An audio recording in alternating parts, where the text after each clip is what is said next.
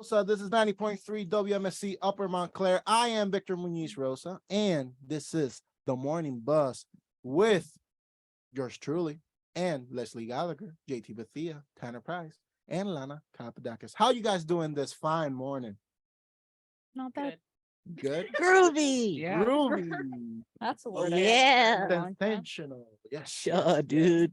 Monday. It's Monday, and we gotta bring that good weekend cheer to the Monday people who are listening right now. They're probably on their way to work or they're just enjoying it from their homes. We gotta give that cheer. And we're gonna talk about a lot of things. We're gonna talk about, we got updates on the earthquake in Turkey. We got updates on what's happening with the spy balloon.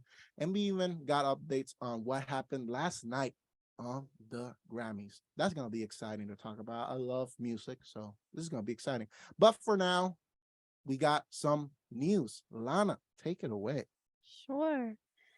So, an Ohio train continues to burn after derailing Friday night, and there is now fear that it's going to explode. The cargo train, which derailed in East Palestine, Ohio, was pulling 20 cars worth of hazardous materials that immediately caught ablaze. Trent Conway, the mayor of East Palestine, has issued a shelter in place over air quality concerns, and a stay at both schools and city meetings will be canceled for today. And an update of fear that the train will explode. People who are immediately around it have been evacuated. In state news, a New Jersey university has appointed their first African American president. Centenary University has appointed Dr. Dale G. Caldwell, who will start July 1st. When talking about appointing Dr. Caldwell, chair of Centenary's Board of Trustees, Rochelle Michaela Goodman said, quote, Dr. Caldwell's impressive experience leading programs that promote educational access, innovation, revenue generation, equity, and entrepreneurship, and his success in forging partnerships with New Jersey businesses to advocate education align strongly with our mission and the experience sought by students in our region. And in local news, the Montclair Center Business Improvement District has made a bid to endorse the Lackawanna Plaza redevelopment plan. Montclair Center has the hopes the bid will put, quote, new life back into the plaza and will create new jobs for the city of Montclair. The plaza currently sits mostly empty with only a few small stores open and restaurants. As for the weather today, it is currently 31 and cloudy with a high of 49 and a low of 30, with a humidity level at 85% and a good air quality at 45. Thank you so much, Lana, for that news update and that little weather update. We were freezing cold starting the weekend, and now we're back to, still kind of cold, but not as cold. It's like, it's pretty good. It's pretty good. How many But summer? yeah. But we got also sports update. Tanner, take it away. The long national nightmare is over. Kyrie Irving is no longer a Brooklyn Net. The Nets have agreed to send Irving to the Dallas Mavericks for Spencer Dinwiddie, Dorian Finney-Smith, a first-round pick, and multiple second-round picks. Irving requested a trade from Brooklyn on Friday, and now he's going to Dallas on Sunday/Monday. The Nets will face off against the Clippers tonight at 7:30. The Knicks, with a huge comeback win versus the 76ers last night, trailing by 21 at one point, their biggest comeback this year, the final 108-97 Knicks. Even with the All-Star game this weekend, there is still some big news in hockey. The newest Islander, Bo Horvat, has netted an 8-year contract. The annual value is undisclosed. Horvat makes his Islanders debut tonight in Philly. The Rangers and their 3 All-Stars return to play tonight versus the Calgary Flames. The Hughes brothers square off at the Rock tonight when the Canucks and Devils face off. The NFC took the crown in this year's Pro Bowl, winning 35-33. It was announced yesterday that former Met Carlos Beltran will be leaving his Yes Network role and will become a member of the Mets front office. Beltran was hired as the Mets manager in 2020, but was fired due to his role in the Astros sign-stealing scandal. Victor, back to you. Thank you so much, Tanner Price. And I also got to say, I'm a big, proud Puerto Rican. So I got to shout out Amanda Serrano, who is the undisputed featherweight champion in boxing. So that's amazing. The first Puerto Rican woman to ever do it. So congratulations to her. Now we got to go to the news, and we're going to talk about the earthquake that hit Turkey. A magnitude 7.8 earthquake hit southern Turkey and was felt in places like Lebanon, Jordan, and Israel. This earthquake has killed approximately 13,000 people in Turkey and neighboring country Syria.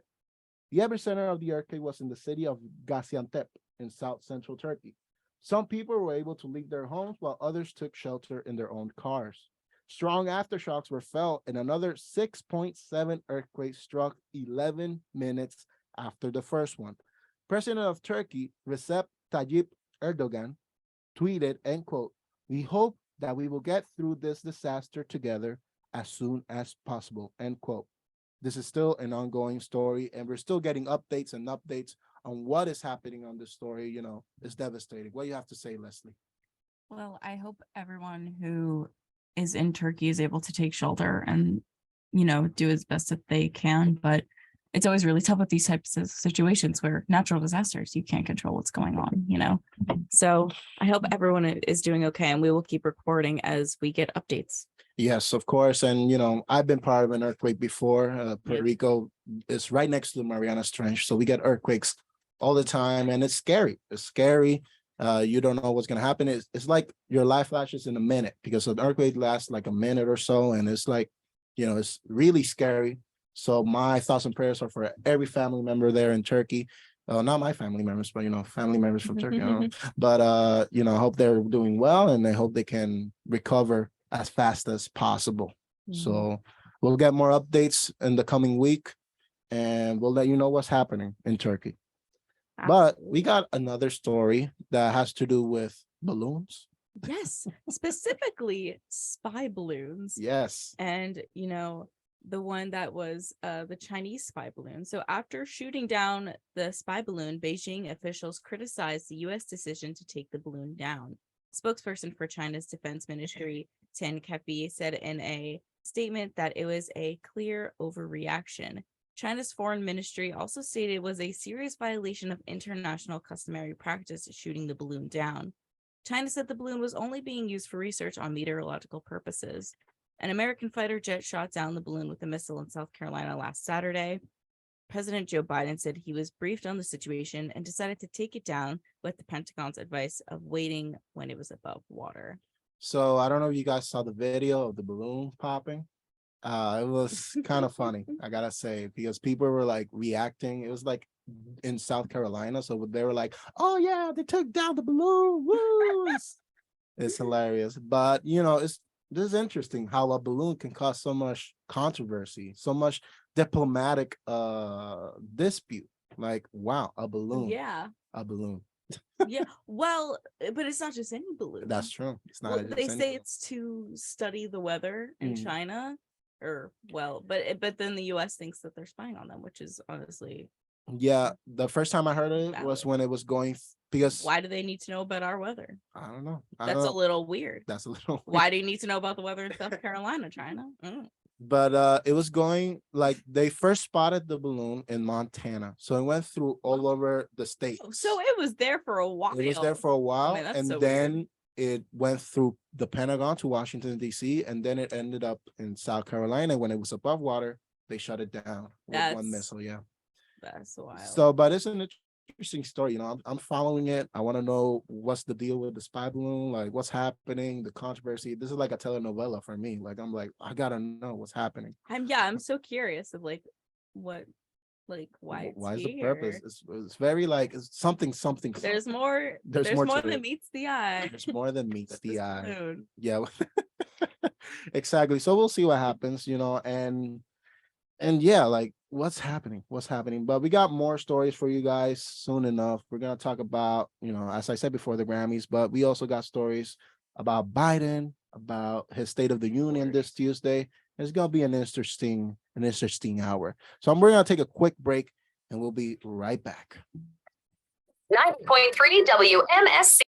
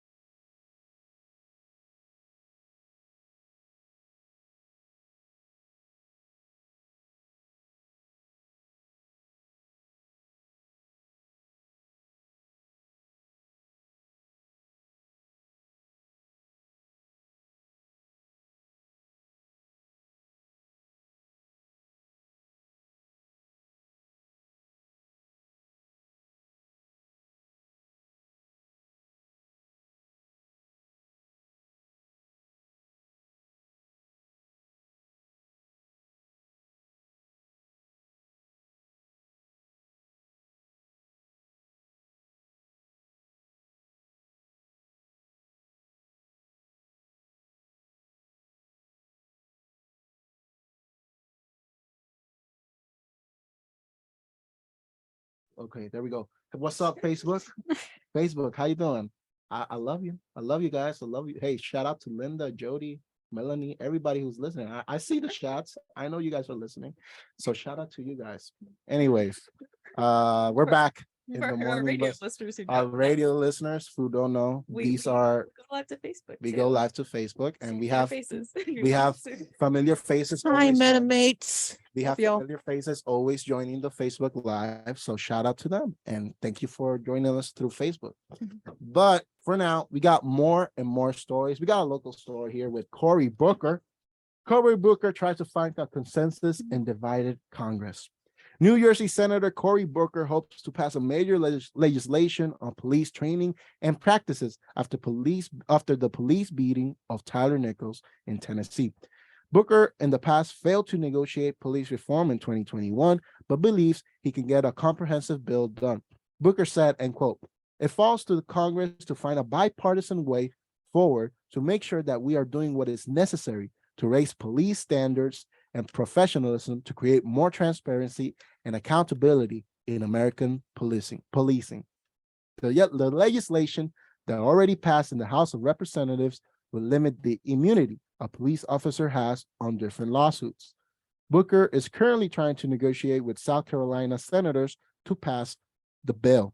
So, I think this is a good idea. Hopefully he'll get, the necessary negotiation to pass this bill and we can have more police reform, which, I believe is very, very, very important. So what do you guys think?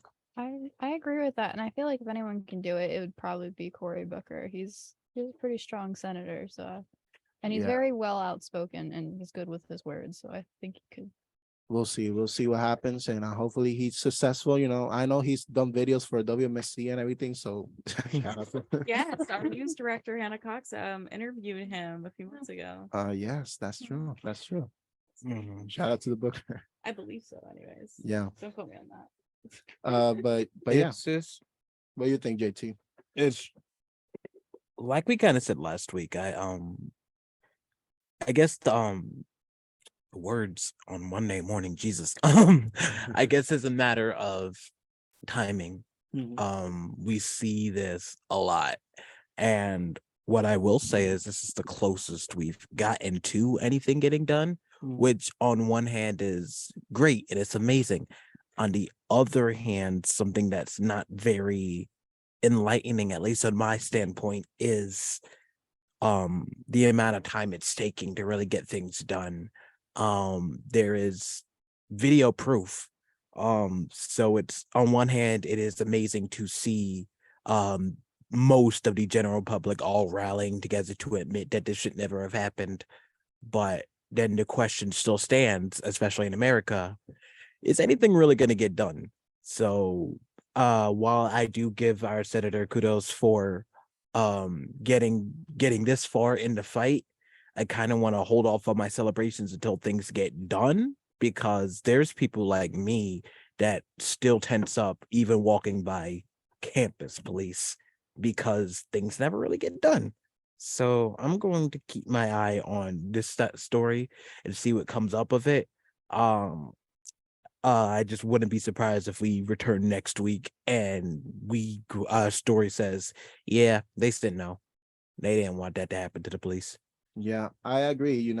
We see these stories and we see these news stories and we just, it's like they're proposing something, but like when we see actual change, that's when I'm gonna be really happy. But for now, we'll see what happens and we'll see if Cory Booker gets to negotiate with these senators. That one of them talked positively about the bill and the other one talked negatively. So we'll see what happens if they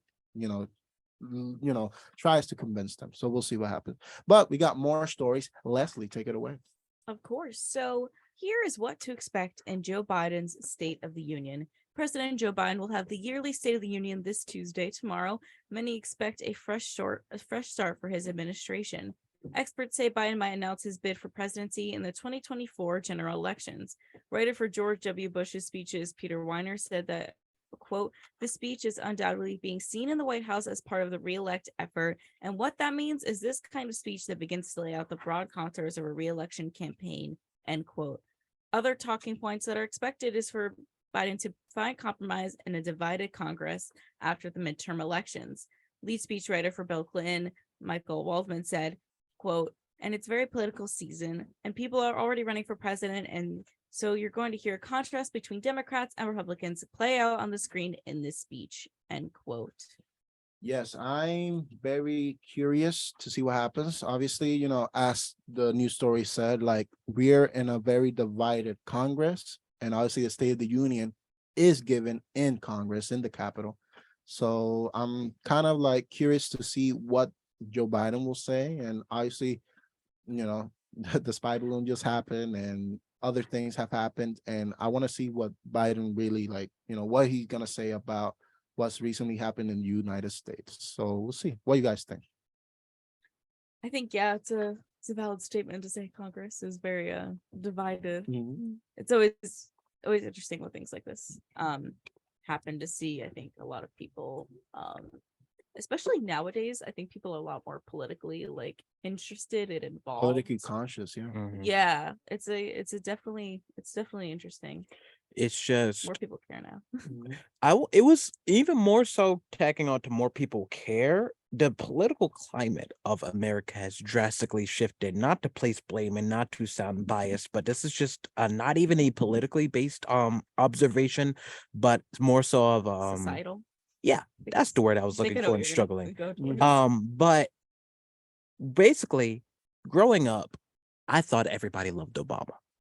Now, knowing deep in my head, I know not everybody can love Obama. I knew people that weren't his biggest fans, but I genuinely never really heard many people say anything against him. The worst I ever heard was, he's not my choice for president, but he's all right, I guess. I didn't notice such a strong divide in hatred for a politician. Actually, the first time I ever saw that was for Chris Christie. That's the first time I ever saw that. But I never saw it again until 2016. Now, part of me says, well, maybe it's because you were really a kid when Obama was in office. But I'm like, no, Obama, 2008 to 2015, that's a large chunk of my childhood. I would remember if things were this bad with him in office. And not to say I necessarily blame Donald Trump for the political climate, but his style of just his personality being introduced into politics is what kind of, in my opinion, started the shift, because the difference between Donald Trump and past presidents, which is honestly kind of the reason why he won, why people said, let's try this, is because he was different. Most presidents, no matter what side you were on, they followed the status quo. They said what they felt like a leader should say, even they would throw their little sneak disses in to establish what side they were on, but they overall went with the status quo. Donald Trump was really one of the first people to say what was on his mind, which is, I guess, why his base loved him so much. But what they didn't realize is that started to rift, because now what we saw was, this is our leader who's using his personal opinions as his leverage.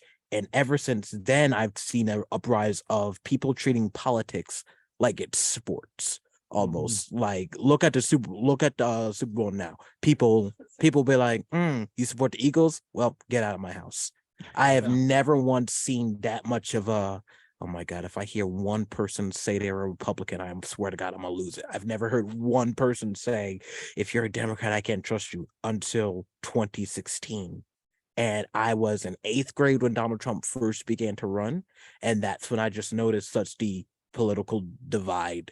And that ever since then, I did not see it getting any better. Every election, not even just presidential election, even in the senator races, even in the midterm elections since then, it's always been a battle of the lesser of two evils, because we're starting to see an uprising of radical people with radical views who aren't afraid to be as radical as possible, because I feel like that's what's going to bring in their votes from their base. You've got people as far left, as far right as possible.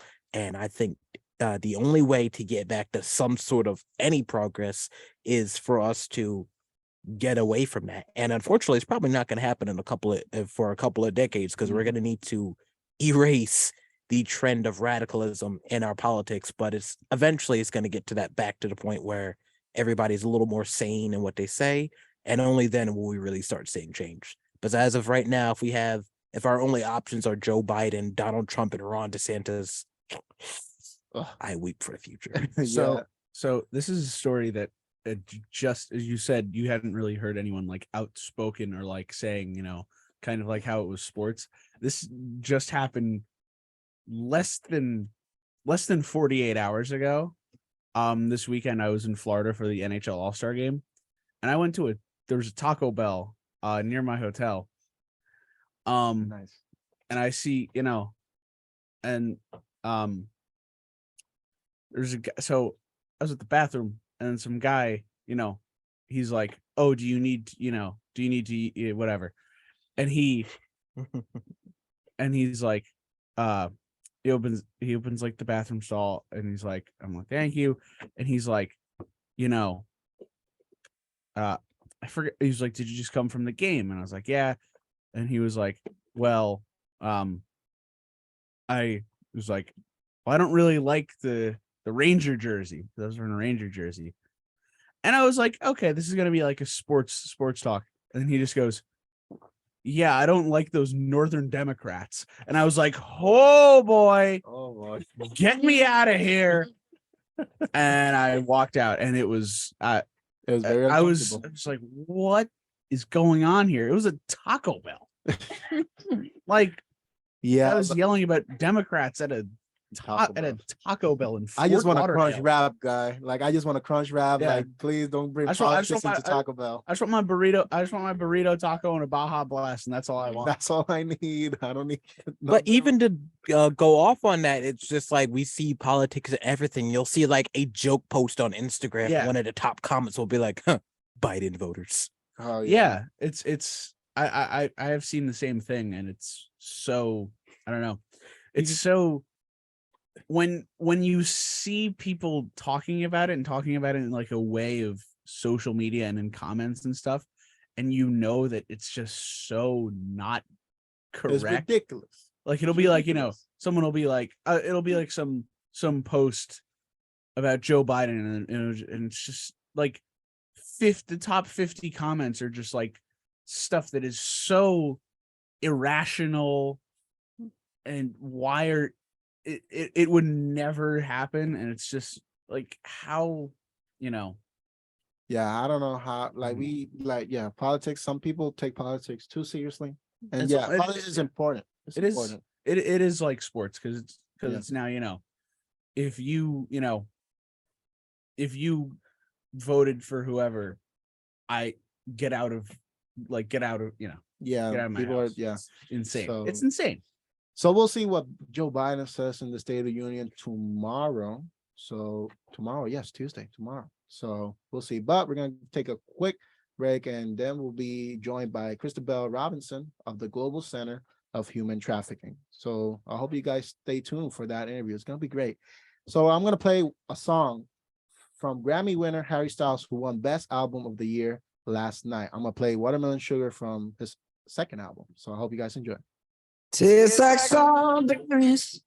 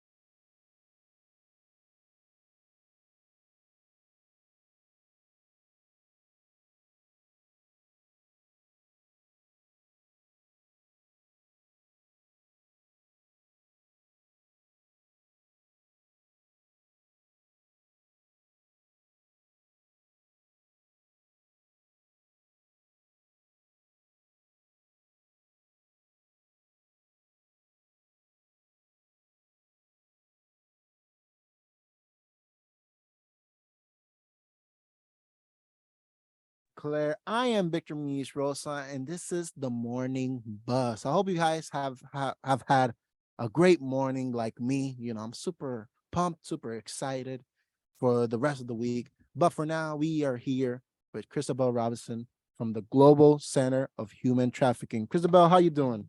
Good. How are you, Victor? I am super good. I'm super fine. Thank God, you know. Yeah. But yeah, we want to talk about the Global Center of Human Trafficking. So what does the Global Center of Human Trafficking do in Montclair State? What type of resources do you guys provide? So in terms of resources, we provide training. We've done a lot of training for law enforcement, for intersecting fields. We do a lot of training here on campus, actually. We come to classrooms and we talk about how human trafficking relates to whatever the study might be, whether that be at the School of Nursing or maybe that's in the School of Communications. And we go to the art programs and really discuss, like, this is what human trafficking is. This is how you're going to see it in your line of work in the future. We're in the process of developing curriculums and programs to use here at Montclair, but also for other nonprofits and organizations to use all across the nation. We're partnering with organizations internationally for awareness and advocacy programs, direct services. So we're kind of doing a lot. Oh, that's awesome. That's awesome. Could you maybe tell us more about the partnership between MSU Center and the Department of Homeland Security's Newark division? Yeah, no, I'd love to. So this is like a first-time partnership for us. And so what we're hoping to accomplish is an app that can be used hopefully nationwide pretty soon. But we're going to pilot it here in New Jersey first. But this is going to be a direct resource app so that law enforcement can access resources such as trainings, indicators, not service providers, other law enforcement professionals in the area who might be able to help, all through their personal devices or their work devices, whether that be their phones or their tablets. This is really going to be sort of a first of its kind, where we're hoping to have an all-encompassing, accessible app for everyone to use whenever they need to in live action. So this won't just be something you have to sit down and go to a classroom for, but something that if you think that your case or something you're responding to might be human trafficking, you can literally hop on the app and listen and just respond or go through the checklist and even contact other people. That's incredible. I like that you also have the goal to make it, national. That is amazing. That's We really do. We're awesome. going to pilot it here in New Jersey first, and we're going to see what the response is. Obviously, we'll probably need to do lots of tune-ups based on the feedback we get, and hopefully within the next few years, we'll see that nationwide. Oh, that's awesome. That's awesome. And why is it important to have a center like this in Montclair State? I think that it's important everywhere and on every university, but I think that starting here is a good first step, because while everybody is susceptible to human trafficking, obviously there are certain groups that are more susceptible to human trafficking than others, whether that be for coming from vulnerable backgrounds, maybe that's coming from poverty, foster care, and especially like first gen college students are especially vulnerable, especially if you're away from home for the first time. And so starting on a campus that serves minority communities, that is serving foster kids, that is serving people who might not have been outside of their homes for the first time is really important, because we're giving tools to people so that traffickers can't exploit their vulnerabilities. And we're hopefully showing other campuses how to start doing the same thing. I think you guys are setting a really good example. So that's really awesome. Have you guys been able to work with victims not only in New Jersey, but different parts of the nation? And if you have, could you talk about your experience with that? So I'm assuming that you're referring to like referrals for referring survivors. We have had some cases where people come to us and been like, hey, I think this might be trafficking. Like, can you help us? So we've referred them either to like HSI or local law enforcement, service providers. We've done a lot of referrals out. We don't provide direct services at this time, but we are referring them out to the appropriate people that we think fit best. And I wanted to ask, do you know how the Global Center of Human Trafficking started in Montclair State? Yeah, so it was actually through a group called MIGHT. So when it started, it was a group of faculty and staff here on campus who got really passionate about the issue. They started a group called MIGHT, and they were addressing human trafficking, raising awareness on campus. And then from there, it just sort of morphed into this big center into what it is now. And here we are. Oh, that's awesome. That sounds amazing. So where can we learn more about the Global Center of Human Trafficking here at Montclair? So you can visit us on our website, montclair.edu/human trafficking. You can also follow us on Instagram, Twitter, we're on Facebook. Feel free to follow on any of our handles. We're always posting, and the resources that we use to post are always sourced. So it isn't like a lot of human trafficking content online where it's just spitting random facts or data and you have no idea how accurate it is. We are posting our sources. We are vetting our information. We're coming from a place of academia, obviously being here on a campus, and we really try and do our due diligence and make sure the information we share is informed and accurate. That's really good. I like that because I feel like a lot of information you can see online can be very scary statistics. And it's good that you guys list your sources and make sure you keep people informed. I Yeah. mean, it is very scary, but also you don't want to ever put out wrong information. So I think that's No, really definitely admirable on It's- your guys' part. Thank you. And I think part of it is remembering that all numbers on human trafficking, besides ones that are maybe direct services, are best guesses. We're Right. basing these numbers off of what we're seeing currently, but so much of human trafficking is falling through the cracks still. Many Right. people still aren't aware. Most victims and survivors of trafficking are not aware they were victims of trafficking until way after the fact. And so our numbers are really skewed. And so it's a best guess, use your best judgment sort of situation, but definitely do your due diligence. Don't let them fearmonger you. Knowledge is power and community is power. I agree. Community is power. So where can MSU students reach out if they need to? So you can reach out to us at gcht@montclair.edu, or if you want to talk to me directly, you can reach me at robinsonchr@montclair.edu. And can students like me and Leslie join and help out the Global Center of Human Trafficking?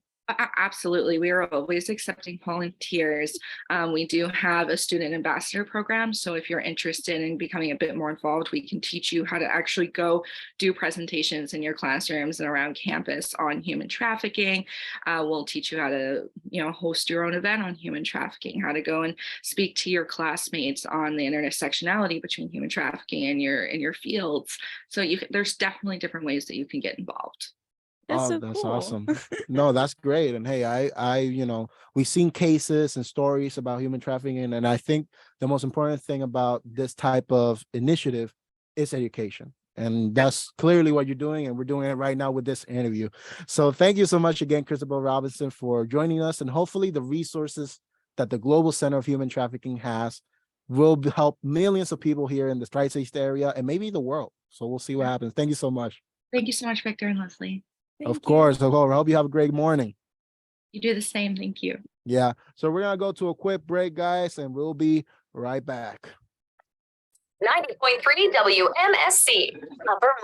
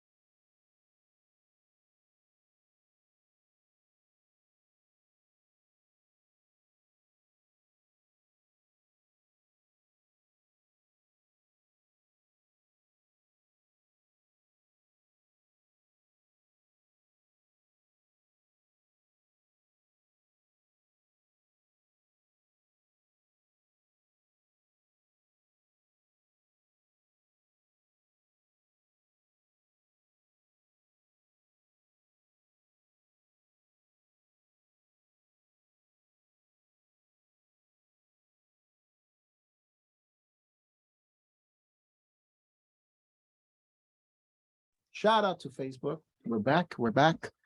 And the Morning Buzz with Victor Muñiz Rosa, Leslie Gallagher, JT Bethea, Tanner Price, and Lana Kalapodakis.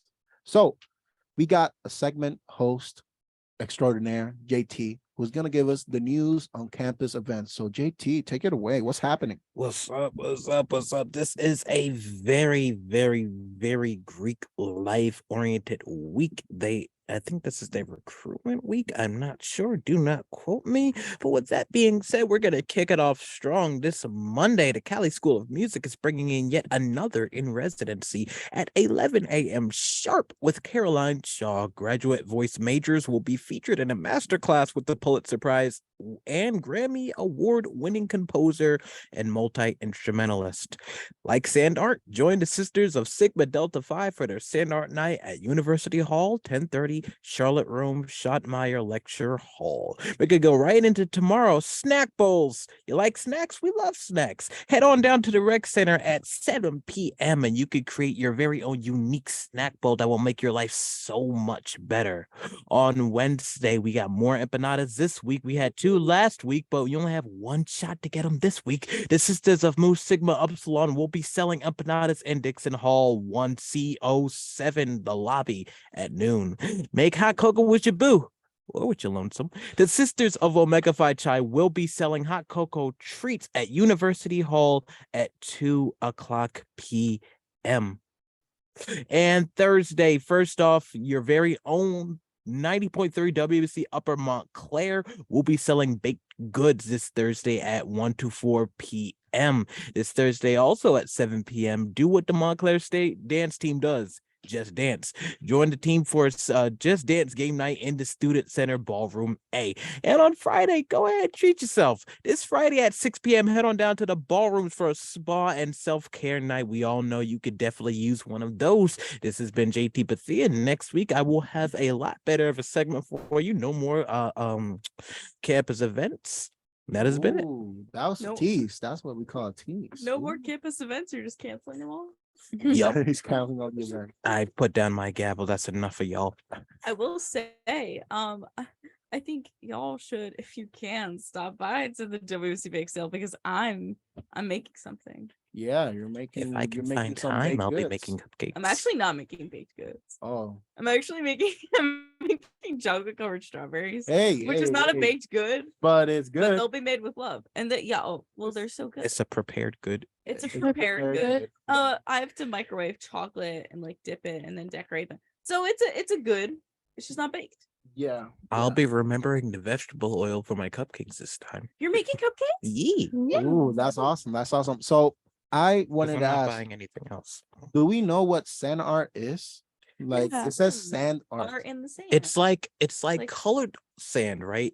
And they put it into like little glasses and they make little rainbow looking things. Oh. It's I've done sand art. it's a thing. It's fun. Okay, It's also okay. very satisfying. I might join because I was like, what is sand art? And then like so I'm kind of intrigued to see. I'm kind of intrigued to see what is sand art. So I might go. We'll Do you- see. We'll see. You wanna join the Sisters of Sigma Delta Phi to find out? Sure. Hey, sand art. We'll find out. We'll find out. They've intrigued you. And I also, I'm a big snacker. Like I love eating snacks, especially my favorite snack, popcorn. So I Oh, need a that's good cool. snack bowl. I'm not a popcorn dude. Really? You don't like Yeah. What's your popcorn? favorite snack, JT? I gotta say, if I were to choose snacks, see, I used to be a big sweet tooth. I'm not a sweet tooth guy anymore. Honestly, if you see me sit down with a snack, quote unquote, it's probably a bowl of cereal, bowl Okay. of ramen. Okay. I love wings. I don't know. I like to eat. I Wings. think those are meals. Nah, I- see, like I food think is food to Wings- me. Yeah. If it's one bowl of cereal, that's a snack. If it's 2 or 3, that's a meal. See, That's how my brain works. see, food is food to me. Like I don't discriminate between snacks, meals, burritos. Like you'll see me eat. I have a calzone in there. I'm about to mess up after the buzz Oh, today. yeah. I saw you From last night. Like, Yeah, yeah, I saw like you food bring is it. food. Wait, I'm not sorry. Who eats two or 3 bowls of cereal? Who does that? Yeah, that's I eat yeah, 5. One. I eat one in Yeah, the it's morning. 1. That's I've all you have to do. I've eaten 5. Like I nope. All you need is Oh, You you need a singular good bowl old of cereal. cereal. Yeah. 2 bowls of cereal? Okay. Not I have, but not like regularly. One bowl of cereal, yeah, that's a meal. Hey, you get a good. It's Hey, not big enough. Yo, you get a good bowl of cereal. It's good to go. Maybe It's it's, good to go. maybe it's small bowls. I don't I know. think you have small Then- bowls. Maybe you gotta make a snack bowl. Like Yeah. like a big one for your cereal. I've never I could see though, because I eat my cereal in a very, very weird way. Wait, God. I want to know. How do you eat your If you cereal, say my you put man? the milk before the cereal, we have questions. Here's the thing. Okay, let me know. What is it? No. There's no milk at all. Okay, that's not that That's weird. not that. And was just trying to I say, think Tanner. that's more of a snack if you don't add the milk. I've That dry cereal hits different. Exactly. Dry Depending on the cereal is a snack. cereal. Dry cereal is a snack. usually I have milk with it. Okay. I just don't like when the cereal, when I pour milk in and it gets all soggy at the end, I can't eat it. Oh, wait. Okay. Wait. Hold on. So you have like the dry cereal in a bowl, and then you have the milk on the side. Yes. Okay. And what you do is Interesting. you get the cereal. This is my cereal hack. Oh, wow. You get the cereal, and then you pour the milk in, and it's still you get what you get it's the crunchy basically cereal. it's basically the beginning of a bowl of cereal, Mm, but all the time, and okay. it's great. Well, for me personally, I like pouring the milk because I'm a Cocoa Pebbles guy. So, like, Ooh. the Cocoa Pebbles Good turns the choice. milk into the chocolate milk. I love chocolate Yeah. milk. So, I love pouring that. That's the only time where I'll do it is when I know I'll get chocolate milk at the end. Yeah, so that's for me. So yeah, we're making snack bowls now, I guess. And I also love hot cocoa. So let's maybe hot cocoa. We'll see. We'll see With what the happens. sisters of Omega Phi Chi. Yeah, I'll be a sister. I'll go Yeah. get hot cocoa Yeah. in the sand art. Oh, they're selling it. And they're gonna like be recruiting, and you're like, I'm just here for the I'm food just here for the sand art and the and cocoa. the cocoa. Yeah, Yeah. like And they'll and be like, obviously the bake sale. So oh yeah. I'm gonna be there. I'm gonna be there. So thank you so much, JT, for those campus updates. Yay. Yeah. Wow. So I never asked, since we were talking about cereal, what's your cereal of choice? Oh, easy. Cinnamon Toast Crunch. Easy. Oh, that's good. How Mm. about you, Lana? Oh, I'm really basic. Cheerios. Cheerios, honey nut or normal Cheerios? Normal. Oh, I was wow. honestly. I don't really like Honey Nut Cheerios. Whoa, that's crazy. And Blasphemy. Okay. I was honestly also going to say Cheerios. I like so many Plain cereal, Cheerios. because here's I love Cheerios so much. I it's just I like a lot of cereals, but if I had to pick like one like basic staple that I'll always like, Mhm. that's that. I do like honey nuts. I have to. You weird for that. Yeah, I'm weird for You that. guys But are like, weird for that. Like, I don't Also, know. it- Like, it just tastes like cardboard to me. in my Yeah. defense, my mom didn't want me having sugary cereals growing up, so like that was kind of all I was oh supposed wow, to have. that's bad. Give me a bowl of anything Captain Crunch any day. Okay, Captain Oh. Crunch. The is good. plain Captain Crunch, so good. The peanut butter crunch might be the best cereal out there. Mm, It's so good. The crunch berries, always good. They Captain had Crunch. chocolate Captain Crunch at some point. It was really good. They had Christmas Crunch. That was good. They have give me a bowl. What's Give- in Christmas Crunch? It's crunch berries, but they look like Christmas trees. Oh, that's good. It's the same thing. That's good. Captain It's just, Crunch. I was just hyping the Captain. I have a Crunch. whole tier list of cereal, and the only two in the S tier on my personal one is Cinnamon Toast Crunch and Captain Crunch. Those two dominate the S tier. I Yeah. would agree. I would agree. And for me personally, I said Cocoa Pebbles, but I also enjoy Fruity Loops. I enjoy Fruit Loops. Fruit Loops. Fruit Loops. You know what? Fruit Wanted to Loops. say Fruity Pebbles and Fruit Loops. It's Fruit Loops. Fruit Loops. I love Fruit Loops. Apple Jacks also good. I like Apple Yeah, Jacks. that's a good one. That's a good But one. mainly I eat Cocoa Pebbles. I love Cocoa Pebbles. So my one friend, well, this was a couple years ago, he would swear by Cookie Crisp, and I always just told him, "You're just eating cookies," Yeah. and he was yeah. like, "No, it's in a It's cereal different." bowl, so it's cereal," and I was like, "No, you are just eating, you are eating cookies. Yeah. It that- is a cookie." I would say that's a red flag. Gotta say, like, that's not good. Wait, But- I have something potentially controversial. Ooh. wanna hear it, I wanna In the hear it. world of cereal. Okay. Here you go. You said you like Cocoa Pebbles. Yes, I love I Cocoa also love Pebbles. Cocoa Pebbles.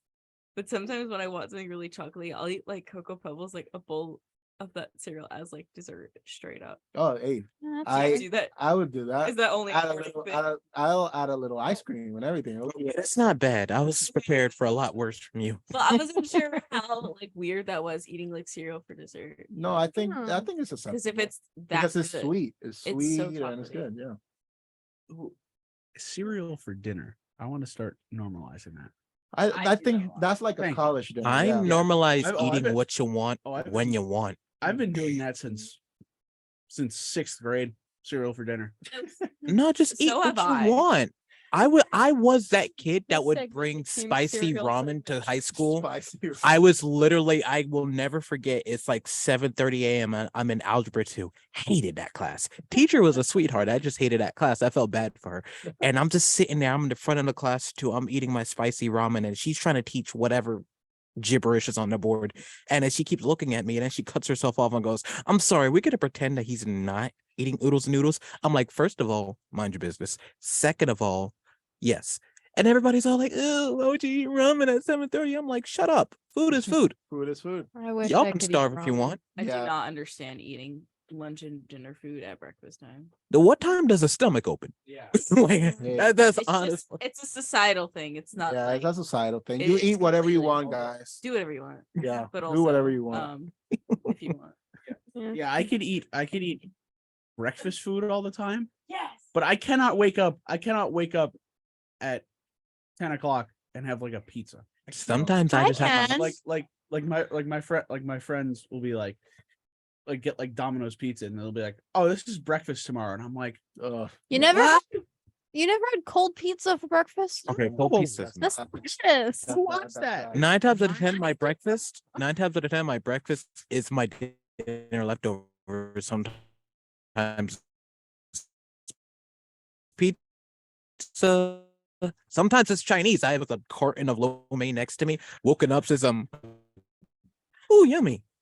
Yeah, I've eaten hot dogs for breakfast, so I Oh, you know that No. SpongeBob clip where it's like Patrick and he goes, "Oh my god, it's 3 a.m." and he pulls a hit cheeseburger out from under his pillow and starts eating it. Like, Cold I- cheeseburgers for breakfast is also good. Oh my god. Sounds Okay, we gotta awful. stop this conversation. We gotta stop this conversation. We're gonna take a quick break. And hey, since we're gonna talk about the Grammys next hour, we got the best music video winner in next year. All Too Well by Taylor Swift. Yeah. So I hope you guys enjoy. We're gonna listen to we're probably not gonna listen to the whole 10 minutes, but we are gonna listen to a little bit of it. So I hope you guys enjoy. 90.3 WMSC, Upper Montclair.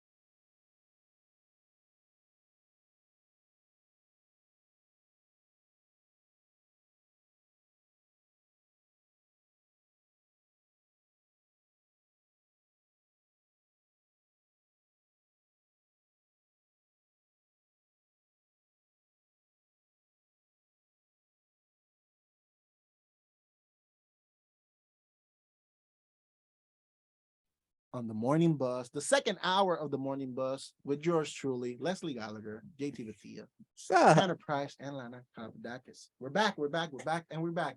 And I'm sorry for the Taylor fans who wanted to hear the 10-minute version of All Too Well, but we ain't got time for that. No offense. Sorry, Taylor, but we ain't got time for that. But we do have time for the news. So Lana, take it away.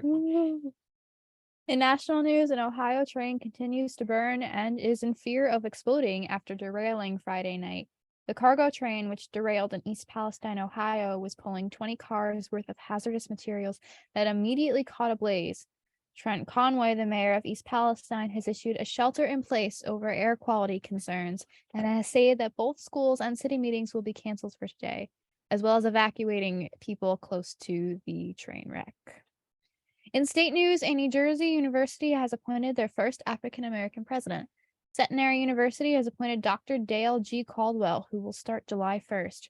When talking about appointing Dr. Caldwell, chair of Centenary's Board of Trustees, Rochelle Michaela Goodman said, Dr. Caldwell's impressive experience leading programs that promote educational access, innovation, revenue generation, equity, and entrepreneurship, and his success in forging partnerships with New Jersey businesses to advance education align strongly with our missions and the experience sought by students in our region. In local news, the Montclair Center Business Improvement District has made a bid to endorse the Lackawanna Plaza redevelopment plan. Montclair Center has hopes that the bid will put new life back into the plaza and will create new jobs for the city of Montclair.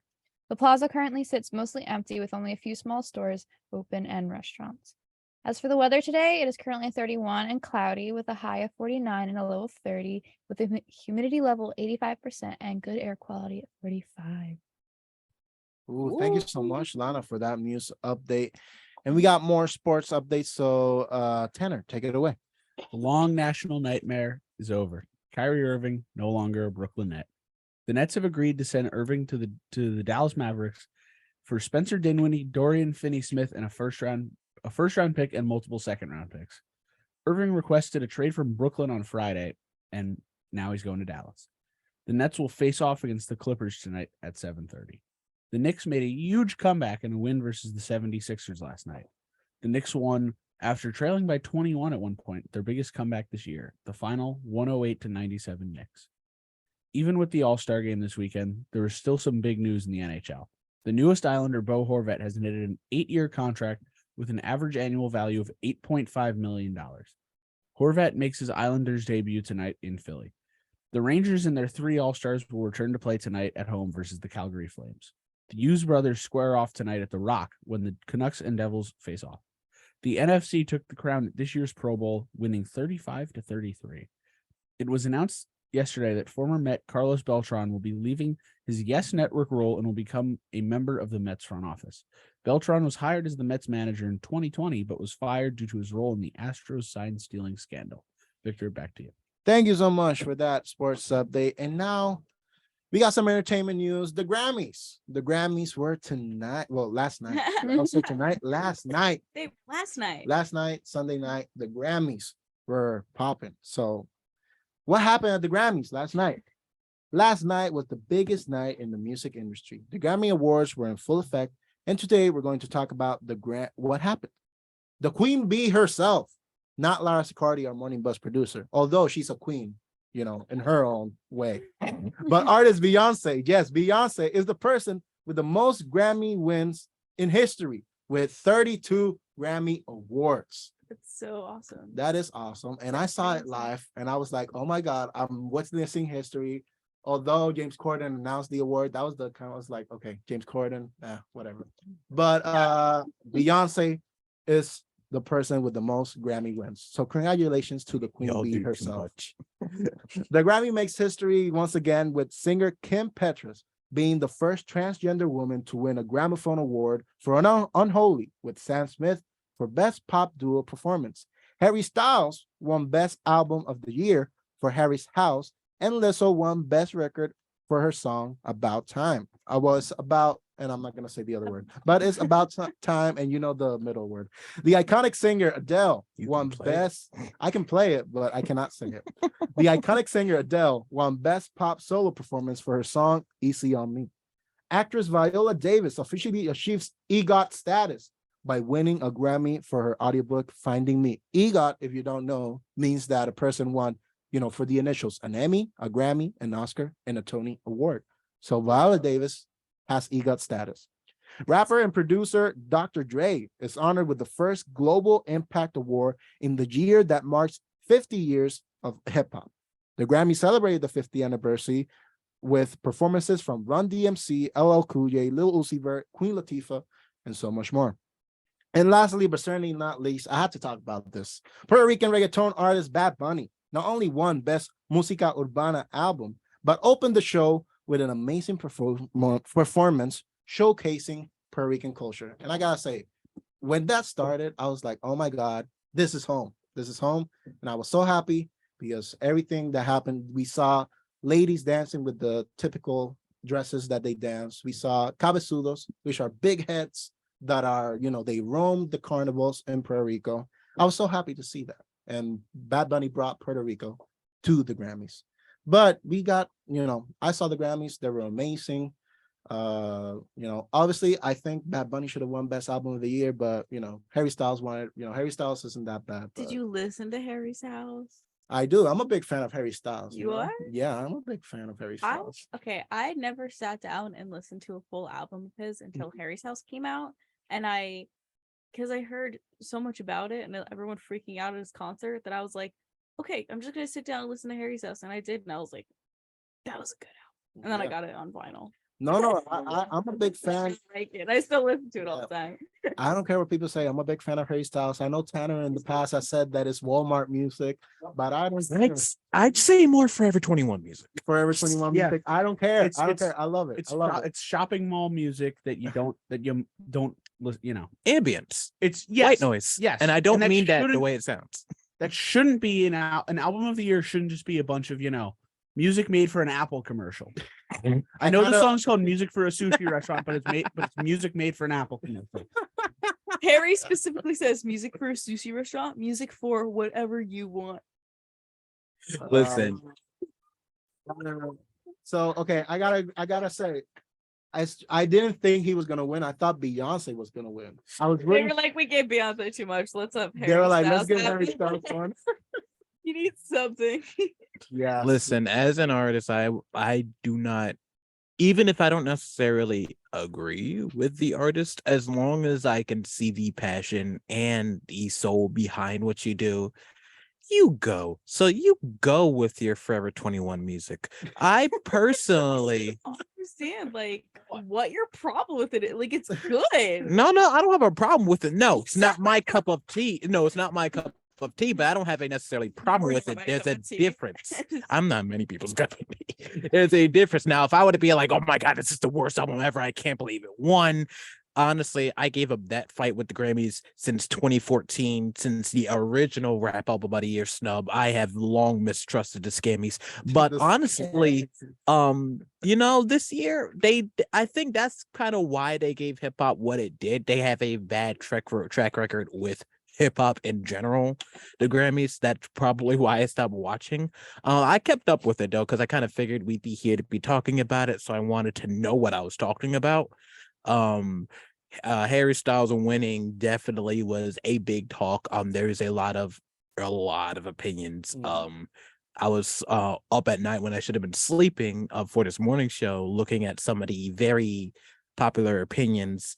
And I scrolled up on this one tweet, and it's so crazy because you've got his fans. He has a vicious fan base, and you've got them there. Yeah. You've got them that are going all out supporting.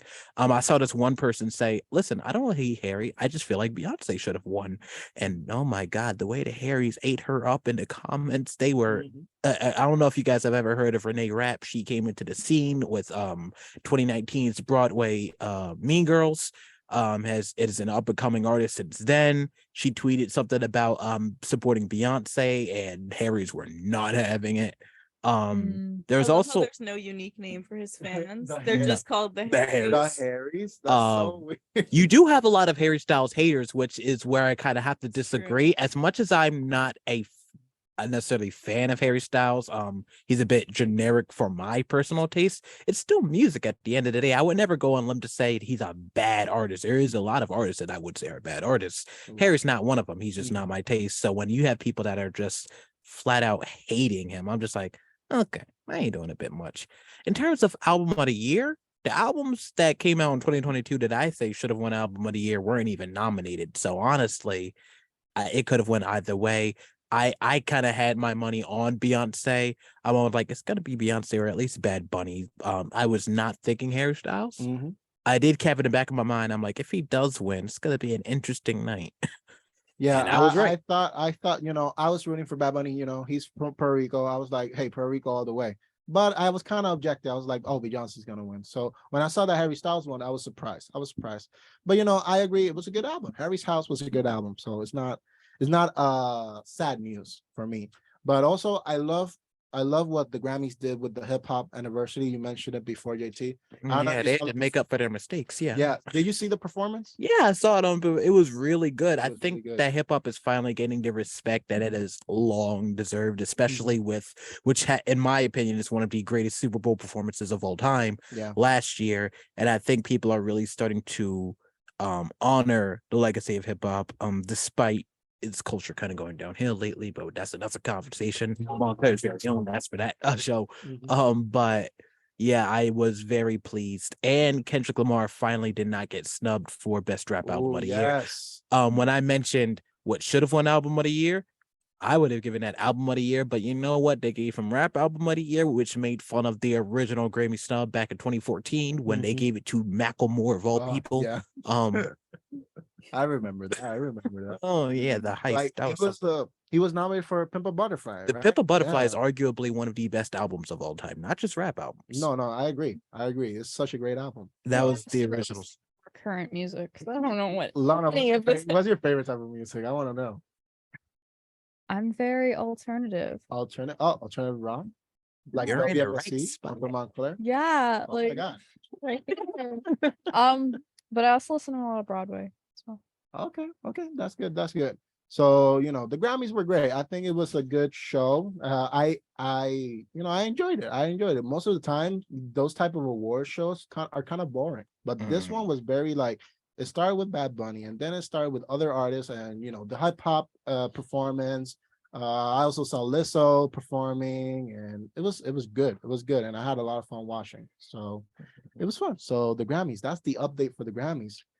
So now prep for the Oscars. Now the Oscars are gonna come soon. So I'll probably do a show because it's a Sunday night too. So I'll probably do an update on the Oscars.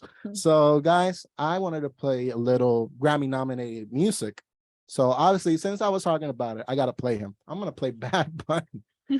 Surprise. Yeah, so I'm gonna play. We already played Taylor Swift. We already played Harry Styles. So we have to play Bad Bunny now. So this Seems fair. is Enséñame a Bailar by Bad Bunny. So I hope you guys enjoy, and it's gonna be great. I swear, I promise.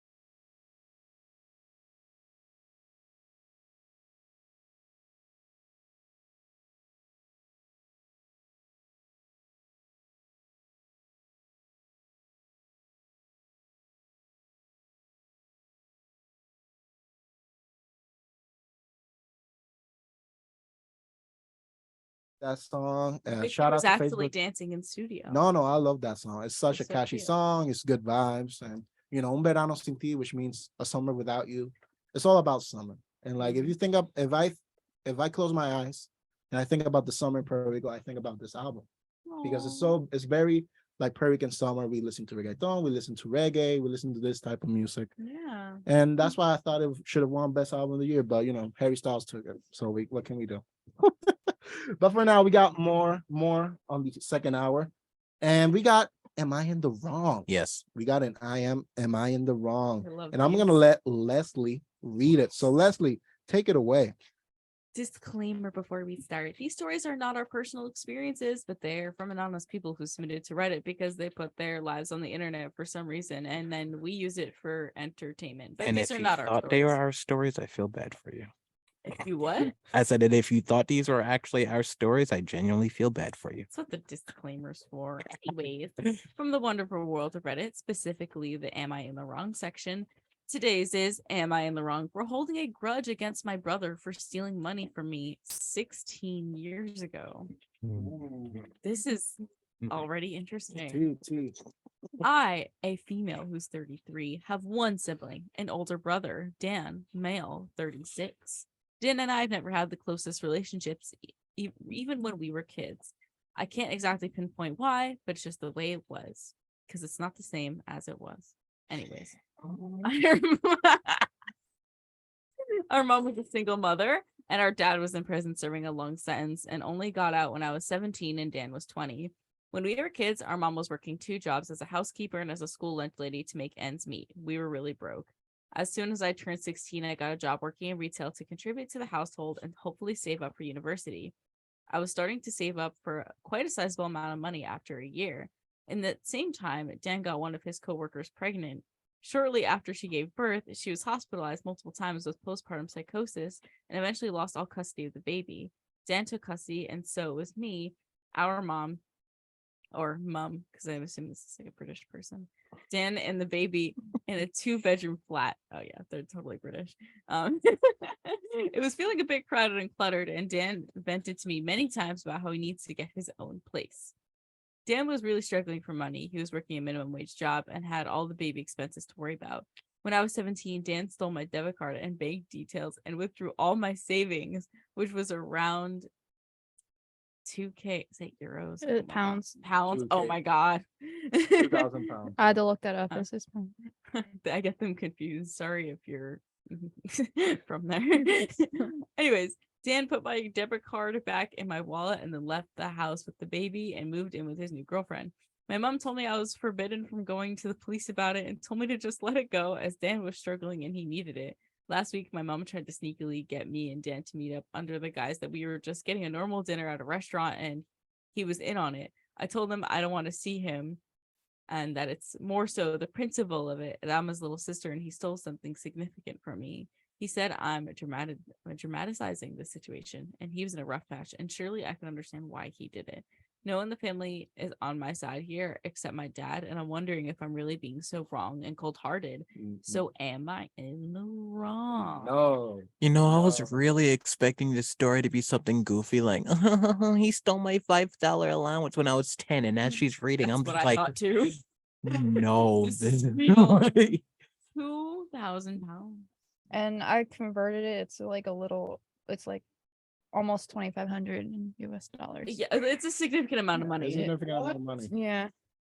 Yeah, that's crazy. And it's not even the fact that he did it for me, but it's more so the fact that, like, after all this time, he's just like, you can't be mad. You should understand why I did it. It's not even about. It's not. He didn't ask. He just No. took it. As if that's not even bad enough. It's not even. It's not even like he said, "Listen, I'm sorry. Like I just needed it." He was just like, "You can't be mad. You Yeah. know why I did." It's just like, And he emptied her bank account. Like it wasn't Yeah. like there was still money left over. There was nothing. Just if Her savings. Yeah. Like her savings. the easy way to get around this is just, hey, I need some money right now. I'm in a really bad place. I will pay you back as I get in a, like, I promise to pay you back. Yeah, and I think like You can't- if you sorry, you No, can't no. just steal. You can't just 20. I know it's like you can't just steal money. Yeah. Like Stealing is if bad. any, it's a lot of money. Mhm. Yeah. He's in a rough patch. Well, it's hit. Whose fault is it for getting the coworker pregnant? I'm sorry, it's your fault. You have to deal with that. Yeah. Mhm. Yeah, I agree. And like for me, like what I think like if it's your brother and he asks for money, he might, as a brother or sister, you probably won't even ask for the money back. Just ask for it and I'll help you. Yeah. Like, at least for me. Yeah. Just say not that much right Hey, now. maybe I wouldn't give that much money, But but like, I would help out. yeah. I'll help out. If it's my brother or my sister, like I would help out. I would help out. So you can't. But the there's- fact that he just stole it Oh. straight up, like that's This- And the part for me is she was like, my mom forbid me from going to the police about it. I have said it before and I'll say it again. I strongly encourage civil disobedience. And this is a case where I'd look my mom in the face and be like, nah, I'm gonna do, what Yeah. I feel like. I feel like almost every Am I in the Wrong we read is just strongly reinforces my belief that family is not picked, it is chosen. Because some of y'all's families probably fell off the deep end a couple times. Yeah, I gotta agree. And hey, Reddit said that he's the female is not in the wrong. So Good. so we're in agreement with Rare- Reddit, and I agree. Rare Reddit W. Rare Reddit Reddit W. W. Yeah, Yes. I'm probably, I wouldn't be shocked if there's a comment from just like some random guy just like, well, good on him. Well, 'Cause also, that's just how Reddit is. she was 17. Yeah. She was about to go to college, Yeah. Mhm. Yeah. and he took all her savings. No, it's crazy. That's You know what I would worse say? to take somebody's money. I mean, it's Yes. never good, but that's really bad. Yeah. You know what I would say if I was her? I would say, I get your kids' college fund. That's what I would say. That's the only way you can give it back to me. You have to pay, if you want your kid to go to I'm college. you sorry. have to I'm pay sorry first. for my nephew, but I gotta take your college funds. Yeah. That's what I would say. Sorry. Or like Boy better watch his this back. car, it's mine now. Bye. Yeah. Yeah. I would This just said I would just start stealing stuff, but I don't want to get in trouble. No, Leslie, I No. see you eagerly waiting to say something. Yeah. I just want to point out, like, they were broke, right? And she was doing everything she could to save and also contributing to the household with that money. So probably helping pay for rent and food Mhm. and saving literally everything else. Yeah. And then all of the money that she did keep for herself and her education was completely taken from her Yeah. because her brother had a baby, which I understand babies are expensive, but also that's not her baby. Yeah, exactly. And family's family. Family's family. But also, like, if he had asked, maybe she would have helped, but she didn't even get that choice. Yeah. So you're so automatically wrong. I'm so mad for this. And she was person. probably helping with the baby while they were living there. Mhm. Yeah, she probably was. It's Yeah. so sad. I had this story lined up because I read it, and all I could think about the tagline is extremely misleading. All I could think about was my brother's still mad at our 6-year-old cousin who's got to be like 12 for ripping his $5 bill 5 years ago. That's what I got from the Did you tagline. say 6-year-old cousin who's got to be 12? Math is not my strong suit. We've been over this. I But just, by like, now, I'm like, when it happened, he was 6. I assume now with the time that's passed, he's got to be like at least 10 to 12. And how old is your brother? He was in 8th grade at the time. If we had the time for me to do the math, I'd probably have the exact. How old But is he now? he is 19. And every time I would mention the kid's name, his name is Zay. He'll be like, "Oh yeah, next time I see him, he better have my $5." Oh, wow. That is a grudge. That is a grudge. I gotta If I say. give you a $5 bill to give to your brother, will he calm down? No, because I'll probably use it on a McChicken. So we're gonna go to a quick break, and we'll be right back with more stories and enjoy. I hope you guys enjoy our last half hour. So let's go to a quick break, and we'll be right back. Hey, you're listening to 90.3 WM.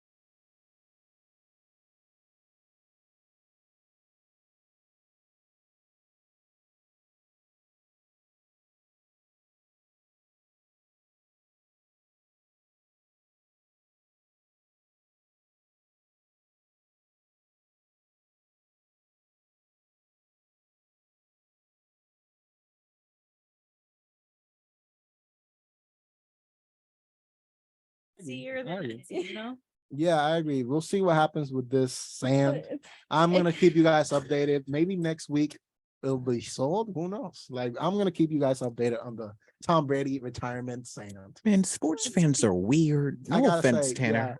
I think like Yeah, they're a maybe little not extra. sand, but you probably be like, oh, I need that baseball. I need that football. But like that would be more understandable than a That's jar about of That's true. sand. A jar of I sand. need that breath of air they gasp at the touchdown line at the thing. I don't even know how to make a sports joke. I need that drop I of need it. water that they left behind in their. I need his sweaty jersey. The sand has followed the TB12 diet, so it has to. Oh. So it has to work. Tom Brady, he'll tell you it's magical diet. It'll help you with diet sand.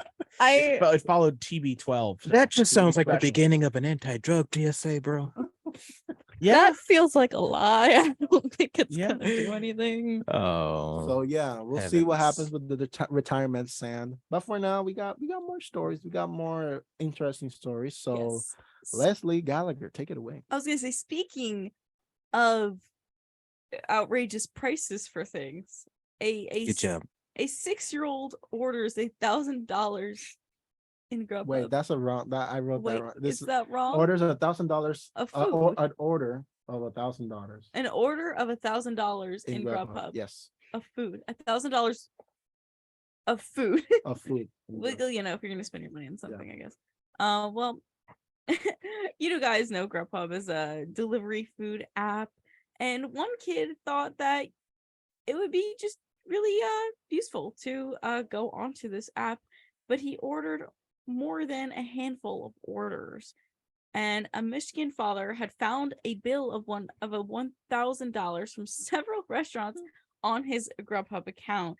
The food started piling up on their Detroit home after they let their son use his cell phone to play a game.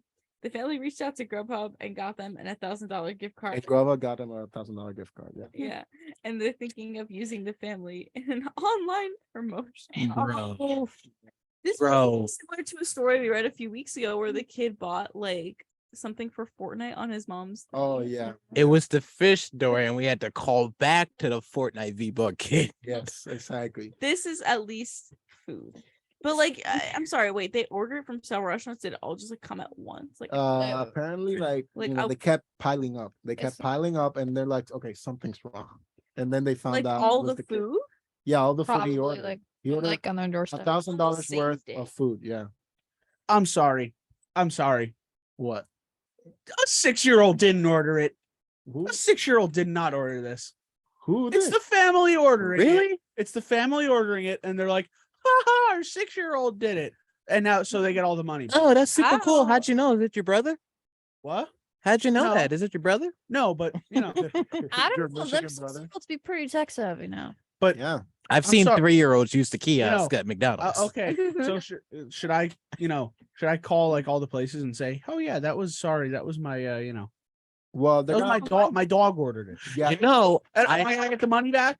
actually Sorry, people take better care of your kid. people do take advantage. My sister got her Uber Eats banned because she used to order stuff, and then she would place like the complaint, where it's there for if they forget your food or if it comes back wrong, they'll usually refund it. Yeah, she did it almost every time she ordered, and it happened about a good couple of times before Uber Eats caught on. And then they were like, yeah, no more for you. Oh my god. Just been cut off. But it's so,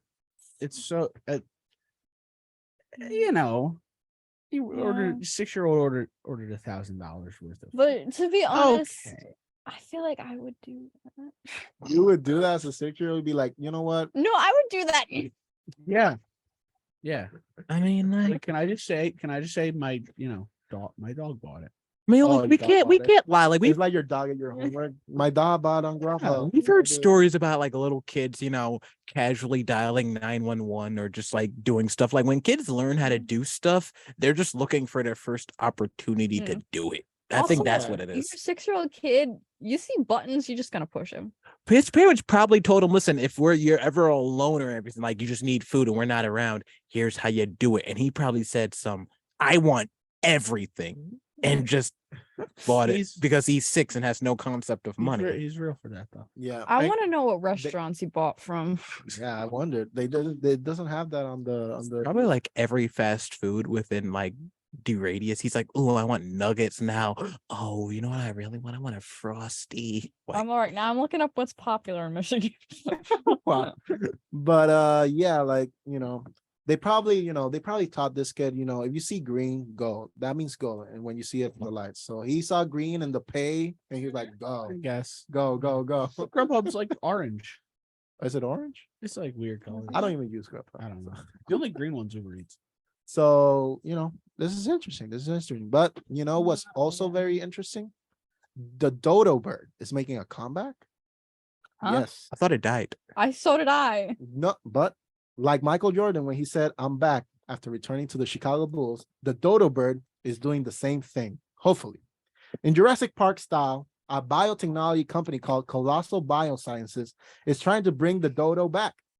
Lead paleogeneticist Beth Shapiro said, end quote, I've always been fascinated with the dodo. It's the poster child in a sad way for how human habitat alteration can drive species to extinction. Colossal Biosciences is also trying to revive the woolly mammoth and the Tasmanian tiger. So I gotta say, when I read this story, hey, dodo bird, that's fun. But like, if they keep going, Jurassic Park, bro. Humans are stupid. Jurassic Park. So bro. I'm guessing nobody understands the entire meaning of Jurassic Park. Yeah. Is that No, yeah. don't do this. Hey, They Humans are so stupid, bro. Did no Go one ahead, watch Lana. That movie. It's literally saying they this is what happens if you do this. this is what happens if you play God. Like, this is what happens. yeah, it's just okay. How are we gonna survive? You bring back a T-Rex? Hey, but they're starting small. Like Jurassic Park. Jurassic Park started with a fly, and then little by little Yeah, they got but- the T-Rex. Woolly mammoth and a Tasmanian How about tiger. we leave dead animals We're dead? Yeah, bring back Natural selection. You know what? I kind of support the dodo bird coming back, but the rest, I don't know. But how far are they gonna go? I don't Because even bring know back- if I support that Yeah, Not even the dodo. if because we don't know how they were like. We have scientists who researched them and could probably tell you what they were like, what they ate. But you got to understand, you're about to bring them into an entirely new conflict, which probably means almost everything you know about the dodo bird, they're either going to go right back extinct real fast or they're going to adapt. You don't know if you could bring back an herbivore and then they might have to adapt to this climate and they'll become a carnivore real quick. Like, let's say they decide, let's bring back the Triceratops instead of the T-Rex because I was an herbivore. Well, guess what? The same plants that were there back then, they're not around. So guess what? They're going to eat us. Ugh, Well, like I find this is like a interesting. Jurassic Park, yeah. I feel like we should be spending more the time instead on trying to save the animals that That are are- becoming that is a endangered. And good it's- No, Lana, Yes. that's too much common Preach, sense. preach. That's too much common sense. It's too smart. We're too good for that, Like we have to reserve our natural human right to be stupid. So we can't save the polar bears. No, No, but we gotta bring the dodo bird. Yeah. Oh, That's a good point. I didn't think about it that way. And that's true. Like, why not save the Yeah. animals that are still alive? there's some See? animals that are like only got like a few hundred left in the wild before they're gone. Like see, you have an excuse not to be thinking about that because that's not your job. But the people who are in these positions and still be I'm thinking just a like stupid that. radio host. They're What, just- what do I know?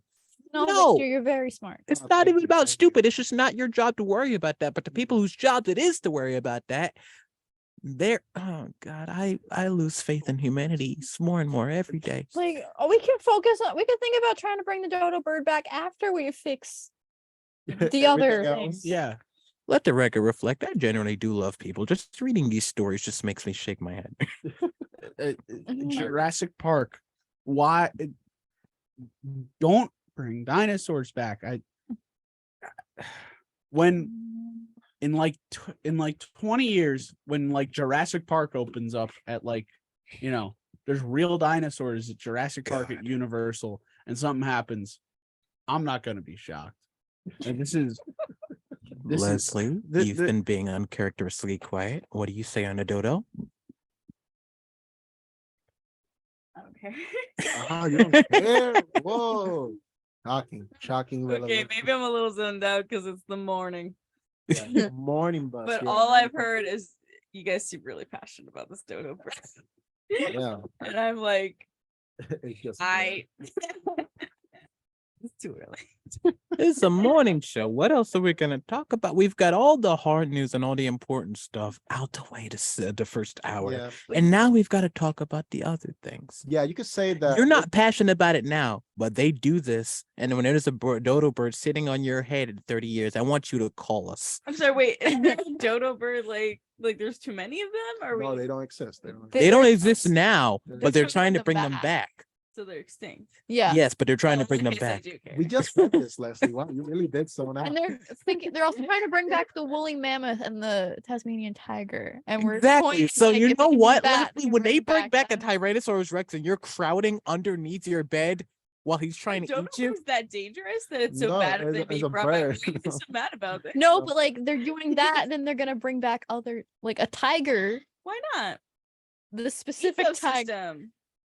True, but this specific tiger The way is the very animal dangerous. world works should not be tampered with, and I think so many things going extinct is probably contributing to breaking some, I'd imagine, like food cycles for them and stuff. like, It's really like they all depend on each other, whether they like it's a whole environment thing. Ah, Like without like even like insects, there's some that are good to have around Mhm, because of the things that they do. mhm. I think every animal can serve a function in the little animal ecosystem in their climate and environment. Our other point was that we should be working on trying to save the animals that we have now that are almost going extinct before trying to bring like others back. pandas. I think anyone who honestly works in, I don't know what the technical term is, this animal science field, I think they honestly have so much to handle between so many species going endangered and extinct. And I understand why they're trying to bring it back. But they also have that stress of like what you said, Mhm. of things that are currently endangered. I think they've just got a lot going on, and I'm pretty sympathetic towards them because I think it's just a really hard time for like their industry. Yeah. In terms of like the environment, like it's in a really bad place. Yeah, I gotta say this story is pretty nuts, But we also have a nutty story. Oh no. Dude, Yes. this Oh. wall is nuts from the dodo.com. See? I just thought that'd be funny. Pest control specialist Nick Castro found something pretty nutty on the walls of a California home. Castro cut a hole in the house to fix the damage a woodpecker did to the walls. He knew some acorns would come out of the hole because the woodpecker would hide food in the holes, but he did not expect 700 pounds worth of acorns to fall through. Castro said, well, they just kept coming and coming nonstop. Acorns were thought to be the only about a quarter of the way up the wall. Turns out they were piled high up in the attic of the house. I'm gonna show you. That is Oh my so gosh. funny. The acorns falling. Yes, 700 pounds worth. Hey, that woodpecker probably had the right idea. The irony of me just saying like animals are so valuable to the environment and then acorns in your house. The contrast is Look at unreal. all those acorns. Wow. Acorns are still large. He was storing it for the winter. Why, reading this story, the only thing I can think of is Alvin and the Chipmunks. Not even close, man. No, that scene where he let them stay in his house and they immediately started like taking his food and stashing it in his walls because all they know is storing that's true, food. that's Are we true. talking about the live action? Yes, live action one when he was like in his kitchen like lifting up his stuff and they were like shoving like waffles and random stuff under his stuff because that's how they know to store food. So it's like, you let a random animal in your house and next thing you know your electrical outlets are filled with acorns. Yeah, I guess. this is not very common in where I live in Puerto Rico. We don't have squirrels or anything, so like acorns are not very common. So like for when I read the story, this is like, wow, this is what happens in America. This is crazy. I feel like this is not that common in America. It's in certain places. certain places, Really? certain places. I think. Woodpeckers. Probably in like There's a more lot of I white need you to areas. fact check. There's a lot of acorns where I am, but they're not that Yes, big. no, but like no. I mean specifically acorns in your house because of a woodpecker. Like, that seems pretty rare. Honestly, you would never notice. It probably is a lot more rare than they're making it seem. But with the way things are today, it's probably just a matter of who decides to actually report the stuff. Because I'm not gonna lie, if this happened to me, I'd be more angry. My first thought wouldn't be, "Hey, oh, ha, ha, ha, I could go viral about this." It would be like, "Bro, let me get this woodpecker. We'll have dinner tonight. Like that would be my first thought. Wait, what? You're gonna eat the woodpecker, bro? Listen, vengeance is Don't sweet. mess with them. They have like those long beaks. They'll like pull Yeah, your eyes woodpeckers out. are gonna like. Listen, They're mess with them. feisty. They're listen, feisty. and my anger would fuel my adrenaline. Meh. My anger would fuel my adrenaline. I'd be like, listen, since you want to mess with my home, I'm gonna mess with yours. You want to live in my house, you can live in my oven. JT, this is not going to become a thing like Cam thinking that he can take on a grizzly bear, right? Is that true? Wait, I need to. I'm not surprised. Oh my god, did he really say that? He said he wants one as a pet and that he could like handle it. Okay, Cam Martin is one of our dear radio hosts and also sports director here at WMSC, and And of course, apparently he thinks he can wrestle a grizzly bear. that's amazing. Shout out to the Summer Bows. Y'all Yeah. ever see that y'all ever see that clip from that radio freestyle? And all I remember was the dude screaming at the top of his lungs that it was something like, if you ever see me fighting in the forest with a grizzly bear, help the bear. And that just went on cycle. That's all I'm thinking. Yeah, about right now. I just imagine JT like seeing the woodpecker and he's like, I'm ready to fight I have fought seagulls. like that. Like, And who won? A seagull. wait, hold up. You fought a seagull? Yes. Fun fact about me, I cannot stand the beach for many reasons. Seagulls being at the top of that list. Okay. One of the last times I went to the beach, You live I in went South to the Jersey. I know, it's ironic.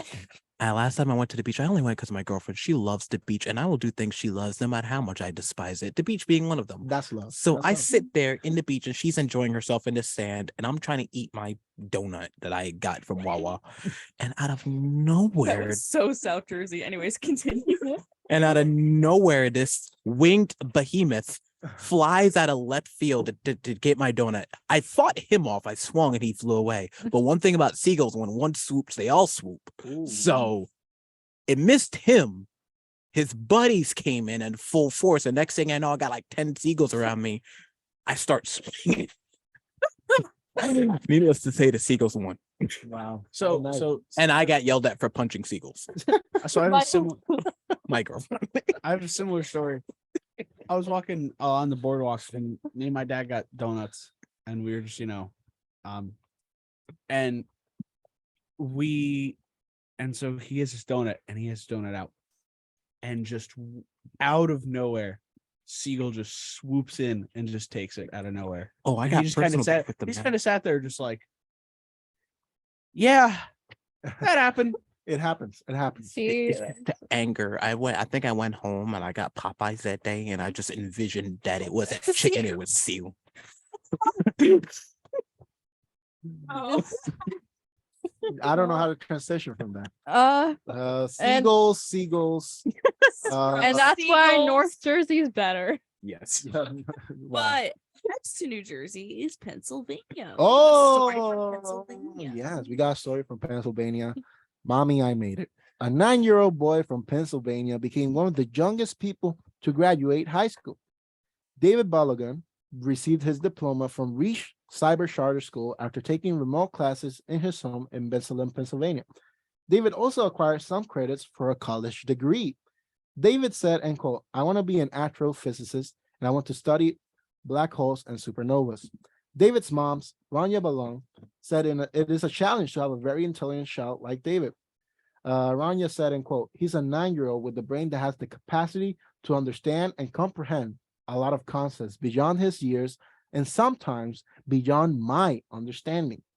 Some Montclair State students can't take one Zoom class, and this 9-year-old kid just got a diploma. Be better, guys. You had to sound like my mom. No.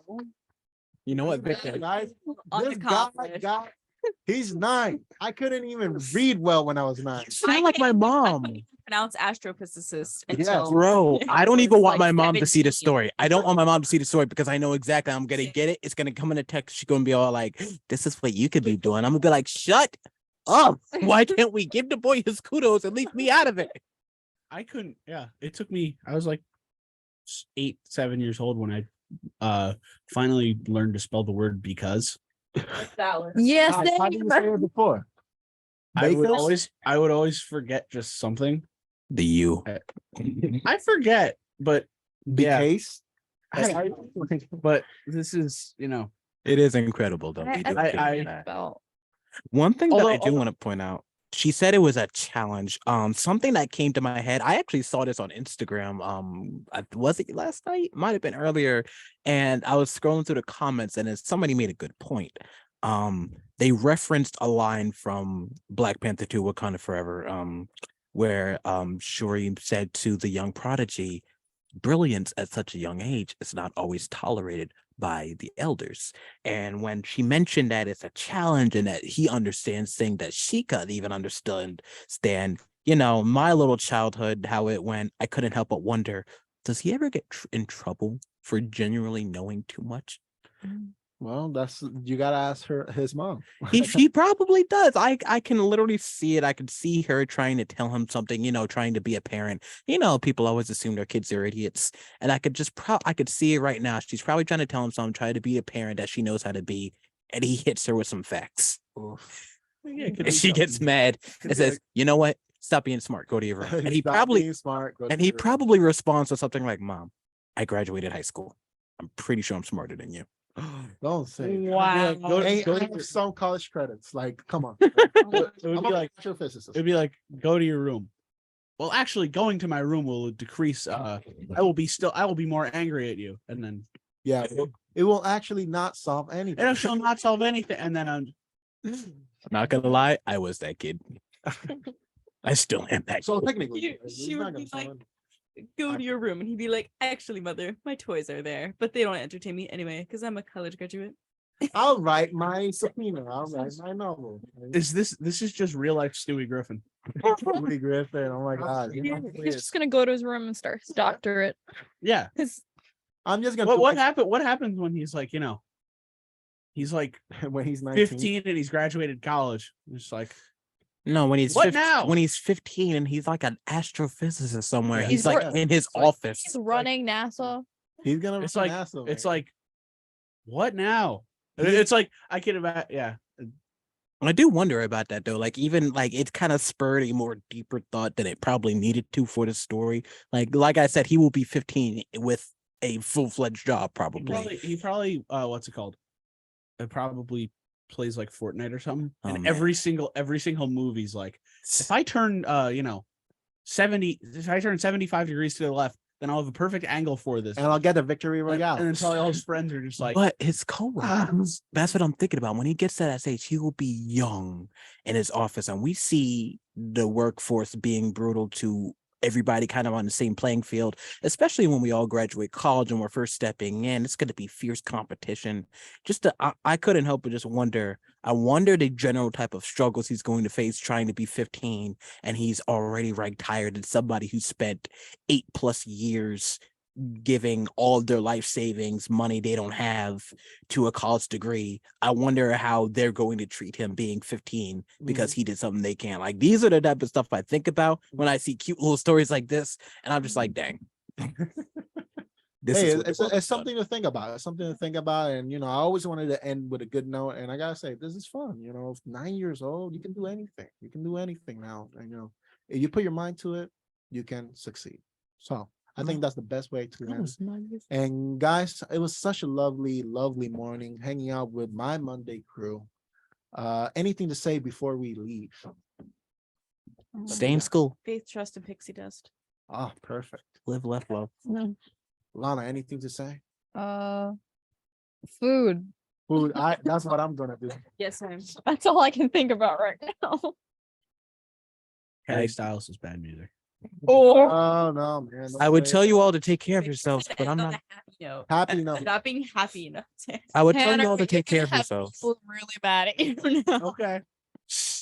I would tell you all to take care of yourselves and spread love, but I can't tell you what to do here at this station. So you know what?